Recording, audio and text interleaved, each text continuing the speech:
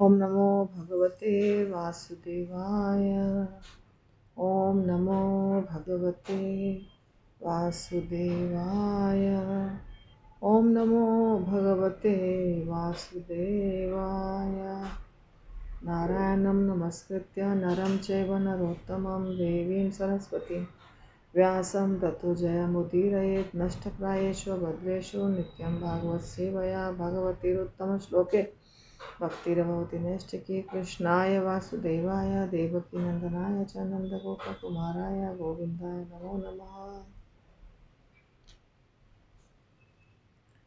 श्रील प्रभुपाद की जय।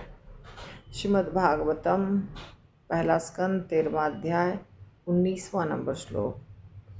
प्रतिक्रिया न यस्येह कुतश्चित् कर्हिचित् प्रभो स एष भगवान् कालः सर्वेषां न समागतः। प्रतिक्रिया उपचार न नहीं है। यस्य जिसका यह इस भौतिक संसार में कुतश्चित किसी प्रकार से भी करहिचित या किसी के द्वारा प्रभो हे स्वामी सह वह एषः निश्चित रूप से भगवान श्री भगवान कालः शाश्वत काल सर्वेषां सबका न हम सबका समागतः आया हुआ। इस भौतिक संसार में कोई भी व्यक्ति इस भयावह स्थिति का निराकरण नहीं कर सकता। हे स्वामी, शाश्वत काल के रूप में पूर्ण पुरुषोत्तम भगवान हम सबके पास आ पहुँचे हैं। धृतराष्ट्र को महात्मा विदुर समझा रहे हैं, समझाने के लिए आए हैं धृतराष्ट्र को। तो विदुर जी कहते हैं, सूत गोस्वामी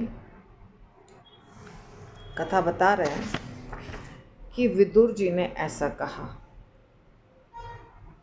धृतराष्ट्र को माया से बाहर निकालने के लिए, समझाने के लिए वो कहते हैं कि देखिए, मृत्यु सबके पास आती है और अपने आप आ जाती है।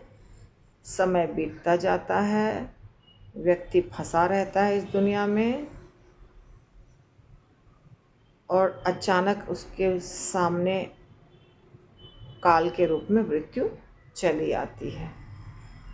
भगवान ही है वो, परम पुरुषोत्तम भगवान ही है, मगर शाश्वत काल के रूप में, शाश्वत काल के रूप में यहाँ लिखा गया है स्पष्ट रूप से, स एष भगवान कालः, स एष भगवान कालः।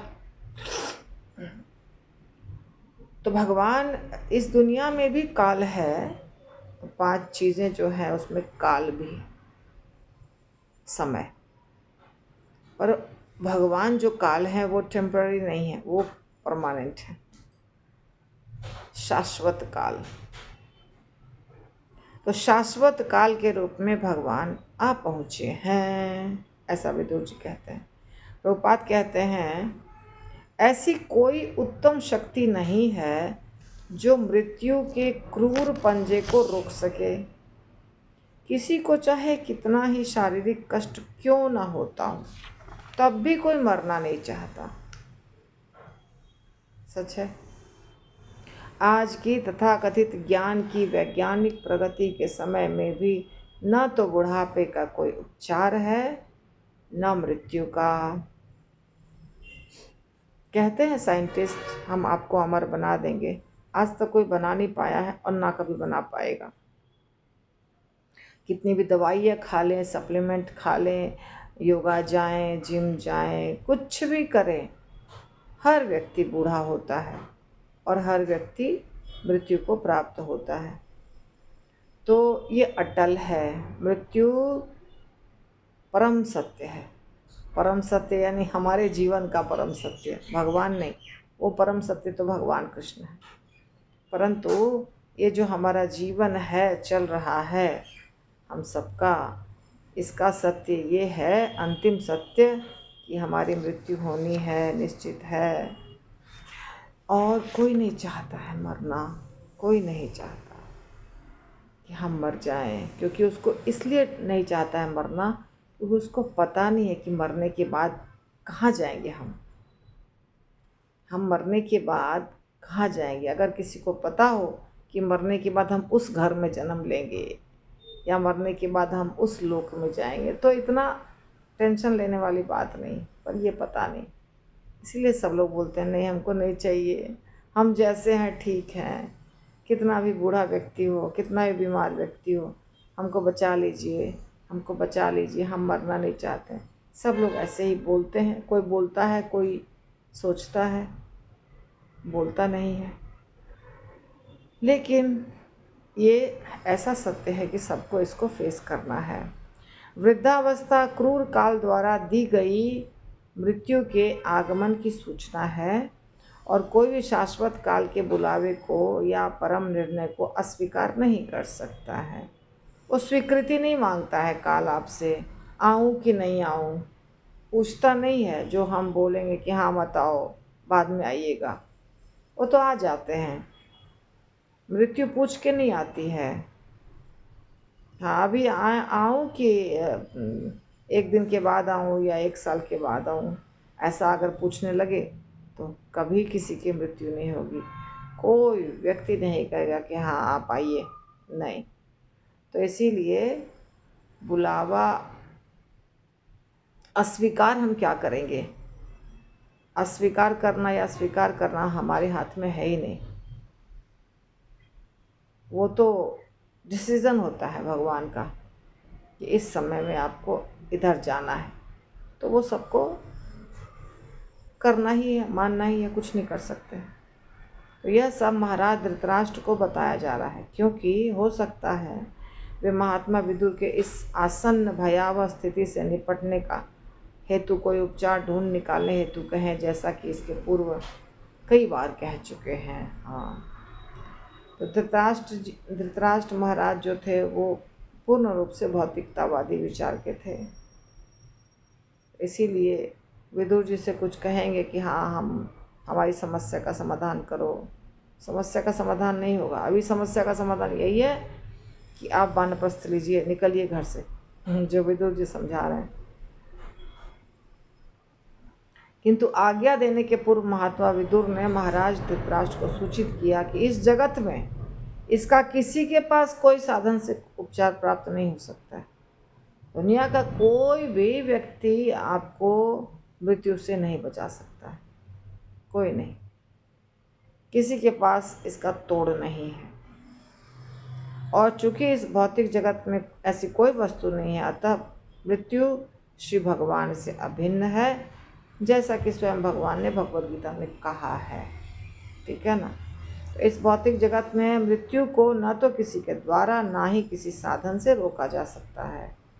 हिरण्यकश्यप अमर होना चाहता था, उसने उग्र तपस्या की थी, उसके तपस्या से संसार थरथरा रहा था।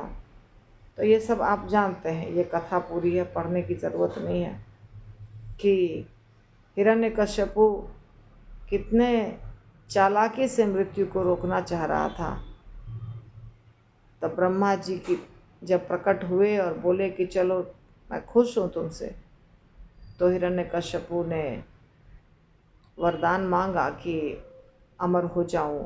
ब्रह्मा जी ने कहा ये वरदान तो संभव नहीं है, ये मेरे हाथ में नहीं है, कुछ और मांगो जो दे सकता हूँ मैं। तब हिरण्यकश्यप ने बोला कि हमारी मृत्यु मनुष्य से ना हो, पशु से ना हो, अलग अलग दिन में ना हो, रात में ना हो, घर में ना हो, बाहर में ना हो, ऐसे बहुत सारी चीज़ें। तभी भगवान आए और उसको मार दिए। तो इसीलिए अमरत्व का वरदान कोई नहीं दे सकता है। अतः इस ब्रह्मांड के सर्वोच्च लोक में भी मृत्यु है। ये स्वर्गलोक जितने भी लोक हैं सब में मृत्यु है। पूरा का पूरा ब्रह्मांड ही लास्ट में समा जाएगा महाविष्णु के शरीर में। मनुष्य को तो छोड़िए, देवी देवता सब महाविष्णु के शरीर में चले जाएंगे। तो मृत्यु तो होती है। फिर अन्य लोकों के विषय में तो कहना ही क्या, जो गुणता में ब्रह्मा के आवास के ग्रह ब्रह्मलोक से कहीं निम्न कोटि के। जहाँ जहाँ सनातन काल का प्रभाव है, वहाँ वहाँ जन्म, रोग, बुढ़ापा, मृत्यु जैसे कष्टों की इस श्रृंखला का अस्तित्व है, और ये सभी अपराजेय हैं। किसी चीज़ पर हमारा चलता नहीं, वश नहीं, किसी चीज़ पे हमारा वश नहीं है। हमारा वश सिर्फ एक चीज़ पर है, बस अपने कर्म पर। उसके लिए भगवान ने कभी नहीं रोका है किसी को। तुम अपना कर्म सोच के करो, वो तुम कर सकते हो। कर्मण्येवाधिकारस्ते, उसके बाद कुछ नहीं आप कर सकते। माँ फलेषु कदाचन, फल पे तुम्हारा अधिकार नहीं है। माँ कर्म फल हेतुर्भूर्मा ते संगोऽस्तु अकर्मणि। अकर्मणि मत बनो। अकर्मणि का मतलब हम कर्म ही नहीं करेंगे। जैसे जैन लोग जो होते हैं, बहुत सारे ऐसे जैन होते हैं साधु, वो भी पढ़ाई करते हैं, प्रवचन देते हैं। ऐसा नहीं कि वो कुछ नहीं करते हैं, परंतु वो भोजन बहुत कम करते हैं। कुछ जैन ऐसे करके इसी हाथ में जितना आया उतना ही खाते हैं। झाड़ू लेके चलते हैं चींटी को हटाने के लिए। रास्ते पे कुछ चींटी आ गई, कुछ आ गया तो। पानी बहुत कम पीते हैं, स्नान बिल्कुल भी नहीं करते हैं। जिस दिन दीक्षा हुई उस दिन से स्नान करना बंद हो जाता है उनका। एक मटके में पानी रखते हैं, उसी को पीते हैं। तो बहुत कुछ उनका नियम है। उनको लगता है इस प्रकार से हम यानी कि कम जीवात्माओं की मृत्यु होगी मेरे द्वारा, कम प्राण जाएंगे। वो भी हिंदू ही धर्म है, जैसे सनातन धर्म ही है। जैन भी कुछ अलग नहीं है। जैन और बौद्ध जो है ना, वो अलग नहीं है। हमारे सनातन धर्म से ही उन लोगों ने अलग एक अलग बनाया है, जो थोड़ा कुछ फॉलो करते हैं। अपना अपना कुछ नियम बनाया है, और हमारे वैदिक शास्त्रों में से कुछ शास्त्र को वो मानते हैं, सबको नहीं मानते हैं। जो भी उनके प्रवर्तक थे, जिन्होंने महावीर जैन या महात्मा बुद्ध, भगवान बुद्ध, तो वो थोड़ा सा उनका नियम स्ट्रिक्ट होता है। अब देखिए, हमारे यहाँ कोई स्नान नहीं करेगा तो मंदिर ही नहीं जा सकता है। वो तो घर में भी भगवान को नहीं छू सकता, उसको तो पूर्ण रूप से अपवित्र माना जाएगा। हमारे शास्त्र में स्नान बहुत महत्वपूर्ण चीज़ है। और एक बहुत बड़ा ये है, स्नान एक बहुत बड़ा रिचुअल बोल सकते हैं। गंगा में स्नान, यमुना में स्नान, त्रिवेणी में स्नान, अलग अलग स्थानों पे स्नान, कुंड में स्नान, उसका महत्व है। घर पे स्नान, नदियों में, ऐसे दिन में 3 बार स्नान, तो ऐसे बहुत इम्पोर्टेंट है। अब उनके में है कि स्नान करना ही बंद, पूरी तरह से स्नान करना बंद कर दो। क्यों? क्योंकि इससे पाप होता है, ये होता है, वो होता है, जो भी। तो इस प्रकार वो कार्य वो बंद कर दिए हैं। अब उसके बिना तो आगे पूजा पाठ, यज्ञ, तपस्या सब ज़ीरो है हमारे हिसाब से, हमारे धर्म के हिसाब से। पर वो उस हिस्सा को नहीं मानते हैं, इसीलिए वो नहीं करते हैं। तो अकर्मणि का मतलब है कार्य करना बंद मत करो। ये स्नान की बात नहीं कह रही हूँ, पर हमारा कुछ कर्तव्य होता है, वो हम करना बंद कर दें कि हमको हमारे हाथ में तो कुछ है ही नहीं, तो मैं क्यों करूं? जब रिजल्ट हमारे हाथ में नहीं है तो मैं क्यों करूं? ऐसा नहीं है, ऐसा करना गलत है। कार्य करना है, कार्य तुम्हारे हाथ में है, तुम कार्य करो, उसके बाद मेरे ऊपर सब कुछ छोड़ दो। तो बाकी सब कुछ भगवान के हाथ में है। तो ये जो हमारे हाथ में हिस्सा है कर्म करने का, उसके ऊपर ही फोकस करना है, क्योंकि वही एक चीज़ है जो आपका जीवन बदल सकता है। सूर्य को आप कंट्रोल नहीं कर सकते हैं, चंद्रमा को कंट्रोल नहीं कर सकते हैं, बारिश होगी नहीं होगी, धूप निकलेगी, आप कंट्रोल नहीं कर सकते हैं। आपका पड़ोसी कैसे बिहेव करेगा, आप कंट्रोल नहीं कर सकते हैं। हमारा पुत्र कैसे बिहेव करेगा, हम कंट्रोल नहीं कर सकते हैं। अपने घर के लोग हमारे खिलाफ जाएंगे उसको भी हम कंट्रोल नहीं कर सकते हैं। तो प्रकृति को कंट्रोल नहीं कर सकते हैं, दूसरे जीवात्मा को भी कंट्रोल नहीं कर सकते हैं, ईश्वर को कंट्रोल नहीं कर सकते हैं, देवताओं को कंट्रोल नहीं कर सकते हैं, कुछ नहीं कर सकते हैं हम। ये सारी चीज़ें हम नहीं कर सकते हैं, परंतु कुछ चीज़ें हैं हम जो कर सकते हैं। जैसे रूप गोस्वामी कहते हैं, वाचो वेगम मनसः क्रोध वेगम जिह्वा वेगम उदर उपस्थ वेगम एतान वेगान यो विषहित धीरः सर्वामपि मां पृथ्वीं सशिष्यात्। ये सारा वेग जो है वो आप कंट्रोल कर सकते हैं, वो आपके हाथ में है। जितने भी प्रकार के वेग हैं वो हमारे अंदर से निकल रहे हैं, उसको कंट्रोल करने का उसका अधिकार हमारे पास है। और नहीं कंट्रोल करना अगर उसको छूट दे देनी है तो वो भी हम कर सकते हैं। तो अपने इंद्रियों को वश में करना या वश में नहीं करना, इसका अधिकार हमको है। कुछ बोलना क्या नहीं बोलना, ये हम सोच सकते हैं और एक्शन ले सकते हैं। क्या करना क्या नहीं करना, ये हम सोच सकते हैं और एक्शन ले सकते हैं। बस यही हमारे हाथ में। भजन करना है कि शराब पीना है। हम जा रहे थे पंढरपुर, परसों गए, कल आए वापस। पूरे हाईवे पे कहीं भी जैन तो मिलेगा नहीं, जैन तो बहुत दूर की बात है, शाकाहारी भी मिलेगा तो बहुत कम होटल, और उसमें प्याज लहसुन तो बनेगा ही। तो हमारे लिए बहुत मुश्किल था कुछ भी कहीं बीच में मिलना कि हमको मिल जाए कुछ खाने के लिए। तो सब जगह बार बार बार, फलाना बार, चिलाना बार और नॉनवेज तो है। ये चीज़ें चल रही है सब जगह। अब बार में जाइए, शराब पीजिए, नॉनवेज खाइए, ये भी कर सकते हैं। और वो रास्ता कौन है? वो रास्ता यहाँ से पंढरपुर जाने का, यानी वारकरी जाते हैं, पैदल रास्ता है, वो हाईवे है, बहुत चौड़ी चौड़ी सड़कें बनी हुई है। उसके ऊपर सब जगह ये इस प्रकार का भोजन मिल रहा है, शराब मिल रहा है। तो हमारी इच्छा हम उधर बहक जाएं या हमारी इच्छा हम कंट्रोल करें अपने आप को, और हमको सिर्फ और सिर्फ इसी के ऊपर अधिकार है, कर्म के ऊपर, बस।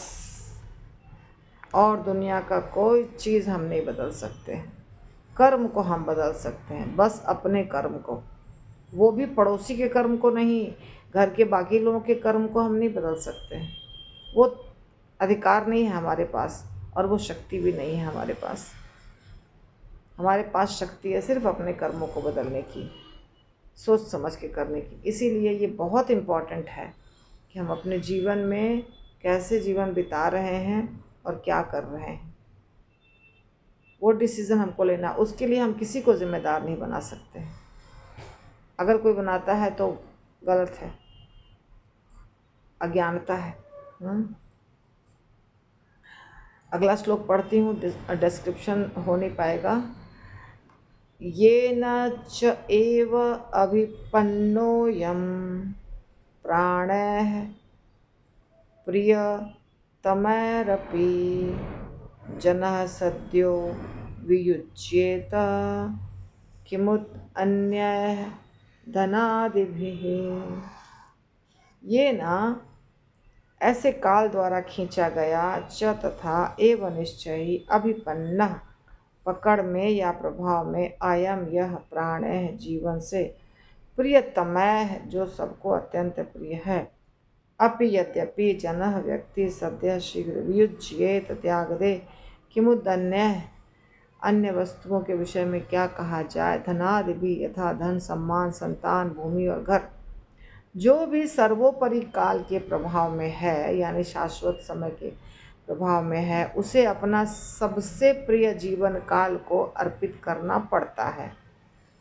अन्य वस्तुओं यथा धन, सम्मान, संतान, भूमि और घर का तो कहना ही क्या। हमारा सबसे ज़्यादा प्रिय क्या होता है? समय, जीवन काल। तो शाश्वत काल जो है, सर्वोपरि काल, शाश्वत काल के प्रभाव में कौन है? हम लोग तो हैं ही ना, हम लोग सब शाश्वत काल के प्रभाव में हैं। तो हमारा जीवन तो जाएगा ही। ये धन, संतान, सम्मान, भूमि, घर, ये सब चीज़ तो जाएगा ही, लेकिन हमारा शरीर भी जाएगा, ये भी निश्चित है, इसका भी जाना निश्चित। समझा रहे हैं ये सब विदुर जी।